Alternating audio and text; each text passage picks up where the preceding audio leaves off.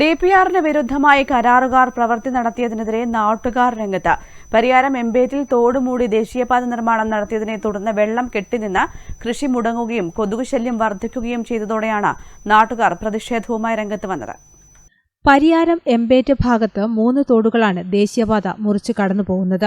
ഇവിടെയെല്ലാം കൾവേർട്ടുകൾ ഉണ്ടായിരുന്നു. പുതിയ ദേശീയപാത പ്രവൃത്തിയുടെ DPRലും ഒഴുക്ക് തടസ്സപ്പെടാത്ത രീതിയിൽ കൾവേർട്ട് നിർമ്മിക്കാൻ തീരുമാനിച്ചിരുന്നു. എന്നാൽ 2 സ്ഥലത്ത് മാത്രമാണ് കൾവേർട്ട് നിർമ്മിച്ചത്. ഒരു തോട് മണ്ണിട്ട് മൂടിയതോടെ പ്രദേശത്തുള്ളവർ ദുരിതത്തിലായിരിക്കുകയാണ്. ഇതോടെ 3 വിള കൃഷി ചെയ്തിരുന്ന എംബേറ്റ് വയൽ വെള്ളം കെട്ടിനിന്ന് കൃഷിയോഗ്യമല്ലാതായി. പായൽ നിറഞ്ഞും കൊതുകുകൾ പെരുകിയും ദുർഗന്ധം പരന്നും ജനങ്ങൾ ദുരിതത്തിലായിരിക്കുകയാണ്. പ്രദേശത്ത് പകർച്ചവ്യാധി ഭീഷണിയും നിലനിൽക്കുന്നുണ്ട്.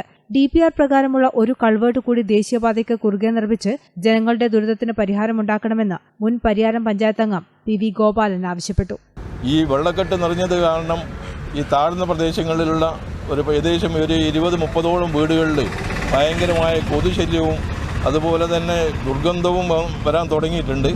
ഈ മഴ തീർന്നതോടെ മറ്റ് 3 വിളയെടുക്കുന്ന ഒരു വയലുകളാണ് ഇവിടെയുള്ളത്. അതൊക്കെ കംപ്ലീറ്റ് മൂടിയ അവസ്ഥയിലാണ് ഈ നിർമ്മാണവുമായി ബന്ധപ്പെട്ട് കണ്ടുവരുന്നത്. ഇതിനൊക്കെ ഒരു മാറ്റം വേണം. അതിനു വേണ്ടിയിട്ട് ഇതിൻ്റെ കമ്പനികൾ, ഈ ഏറ്റെടുത്ത പ്രവൃത്തി നടത്തുന്ന കമ്പനികളെല്ലാം ഈ പ്രദേശക്കാരുമായി ബന്ധപ്പെട്ട് അതിനു വേണ്ടുന്ന അലൈൻമെൻറ്റുകൾ നടത്തണമെന്നും ഞങ്ങൾ ആവശ്യപ്പെടുകയാണ്. News bureau, Taliparamba.